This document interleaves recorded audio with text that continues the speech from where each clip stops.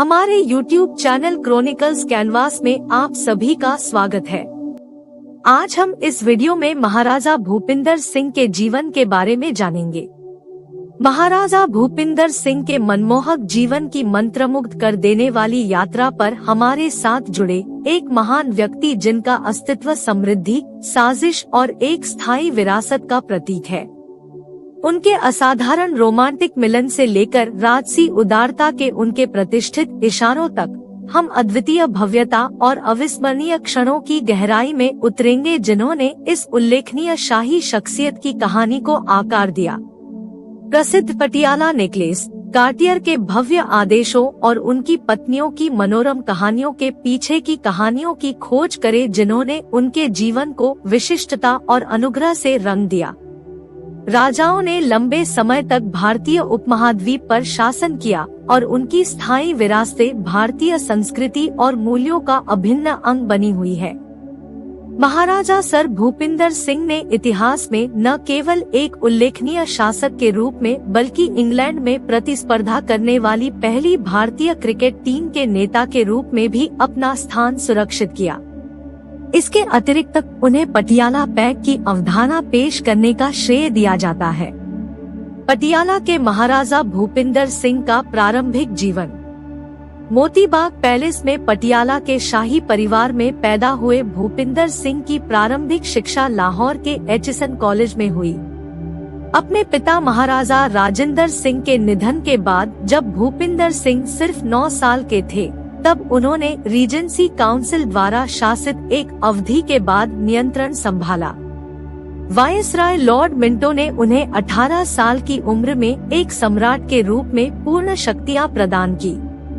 उनके शासनकाल में 1914 तक पटियाला एक व्यापक नहर प्रणाली, रेलवे नेटवर्क और डाक सेवाओं के साथ फला फूला। इसके अतिरिक्त उन्होंने 262 पब्लिक स्कूल, 40 राज्य अस्पताल, एक कॉलेज और की स्थापना की। राजस्व में उल्लेखनीय वृद्धि हुई और यह अनुमानित रूप से 9 मिलियन रुपए हो गया। महाराजा भूपिंदर सिंह वीरता और अंतर्राष्ट्रीय मुठभेड़ों का एक गौरवशाली कैरियर। महाराजा भूपिंदर सिंह का शानदार करियर वीरता और वफादारी का प्रतीक है। अंग्रेजों के एक दृढ़ सहयोगी, सम्मानित पटियाला रेजिमेंट का नेतृत्व करते हुए उन्होंने फ्लैंडर्स, गैलीपोली, इटली, फिलिस्तीन और मेसोपोटामिया में प्रथम विश्व युद्ध के दौरान आश्चर्यजनक रूप से 43 बहादुरी पुरस्कार अर्जित किए। फिर भी उनकी यात्रा युद्ध के मैदान से आगे तक बढ़ी। वह भारतीय इतिहास में एक दुर्लभ व्यक्ति के रूप में खड़े हुए जिन्होंने इतालवी प्रधानमंत्री बेनिटो मुसोलिनी और जर्मन तानाशाह एडोल्फ हिटलर जैसे लोगों का आमने सामने सामना किया, जो वैश्विक मंच पर उनकी अद्वितीय स्थिति और प्रभाव का एक प्रमाण है। 1.5 मिलियन प्रजा के एक संपन्न साम्राज्य पर शासन करने के अलावा महाराजा भूपिंदर सिंह भारतीय खेलों में एक महान व्यक्ति और भव्य अपव्यय के प्रतीक थे। उनकी विरासत न केवल भारतीय खेलों में उनके योगदान के लिए बल्कि कथित घोटालों, फिजूल खर्चों और भव्यता से जगमगाने वाले फालतू समारोहों में डूबे जीवन के लिए भी प्रतिबिंबित होती है। बेहतर चीजों के प्रति अपनी रुचि के लिए जाने जाने वाले उनके संग्रह में बहुत सारी समृद्धि शामिल थी। किताबें, कारें, कालीन, कपड़े, कुत्ते, घोड़े, गहने, पांडुलिपियां, पदक, पेंटिंग, घड़ियां और बढ़िया वाइन सभी अत्यंत गुणवत्ता वाले। उनका स्वाद सीमाओं से परे था। 1910 में उनके पास एक विमान था जिसने उन्हें इस तरह का चमत्कार रखने वाले पहले भारतीय के रूप में चिन्हित किया। इस असाधारण पारखी ने खुद को फैशन में एक ट्रेंडसेटर के रूप में भी सजाया, जबकि उत्कृष्ट कलाकृतियों का उनका वर्गीकरण उनके त्रुटिहीन स्वाद का प्रमाण बना रहा।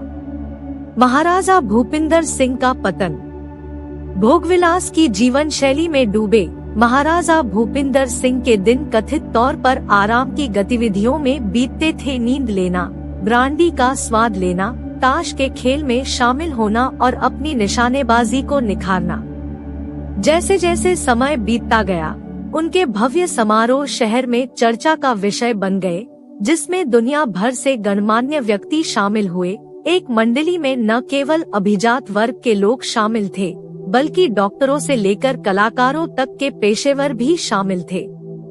ऐसी ही एक भव्य सभा के बीच प्रतिष्ठित 120 मिलीलीटर पटियाला पैक का जन्म हुआ, जिसने मुक्ति के शाश्वत उपाय के रूप में अपनी जगह बनाई। फिर भी वैभव और उल्लास के बीच खेल, विशेषकर क्रिकेट के प्रति उनका उत्साह चमक उठा।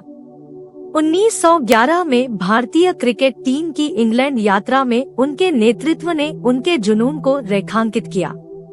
उनके संरक्षण में पटियाला 11 और पटियाला टाइगर्स भारत में क्रिकेट और पोलो के शिखर के रूप में उभरे।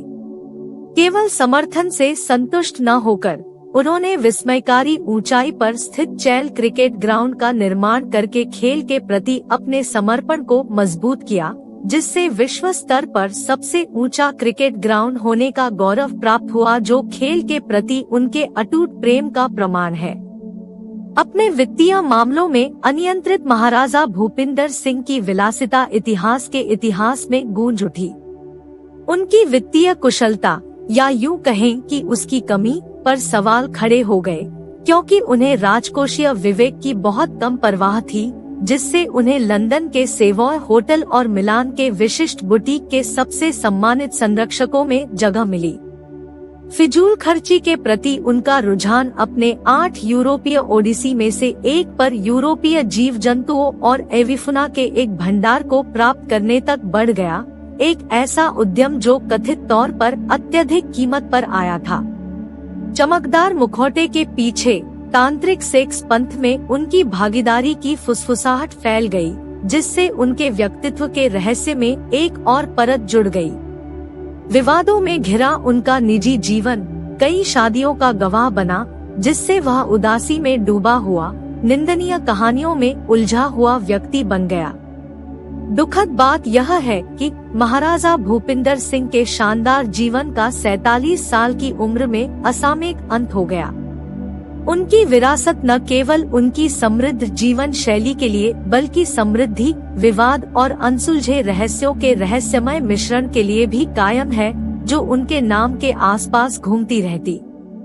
महाराजा भूपिंदर सिंह के रोमांटिक संबंधों की कहानी सामान्य सीमाओं से परे है, क्योंकि उन्होंने 10 बार वैवाहिक बंधनों को पार किया और कई रिश्तों को बढ़ावा दिया। इन संघों से 88 संतानों का एक आश्चर्यजनक कबीला उभरा, जिनमें से कम 53 जीवित रहे, जो शाही वंश की विपुल विरासत का एक प्रमाण है। हालांकि यह केवल पारिवारिक मामलों में ही नहीं था जिस पर महाराजा की छाप कायम रही, उन्होंने अपने भव्य हाव भाव से इतिहास को सुशोभित किया। प्रसिद्ध पटियाला नेकलेस कार्टियर ऐसे द्वारा तैयार की गई एक उत्कृष्ट कृति उनकी उदारता का एक प्रतिष्ठित प्रतीक है। उनकी पत्नी महारानी बख्तावर कौर ने 1911 के दिल्ली दरबार के दौरान महारानी मैरी को यह शानदार हार भेंट किया, जिसने शाही कूटनीति के पन्नों पर अपनी छाप छोड़ी। भूपिंदर सिंह की ऐश्वर्य के प्रति आराधना की कोई सीमा नहीं थी, जो 1925 में एक भव्य तमाशे का प्रतीक था, जब उन्होंने कार्टियर को सबसे बड़ा एकल ऑर्डर देकर 1000 रुपए मिलियन के आश्चर्यजनक आभूषण कमीशन के साथ इतिहास रचा था।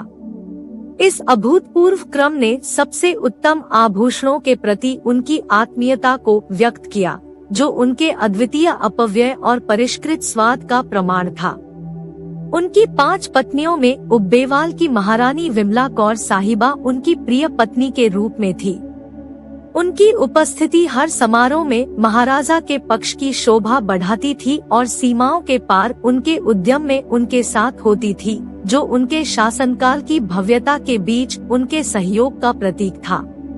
प्रत्येक पत्नी ने अपने जीवन की टेपेस्ट्री में एक अद्वितीय स्थान रखा, अपनी विशिष्ट भूमिकाओं और स्नेह के साथ अपनी शाही यात्रा को समृद्ध किया, अपने असाधारण जीवन की जटिलता और महिमा को रेखांकित किया।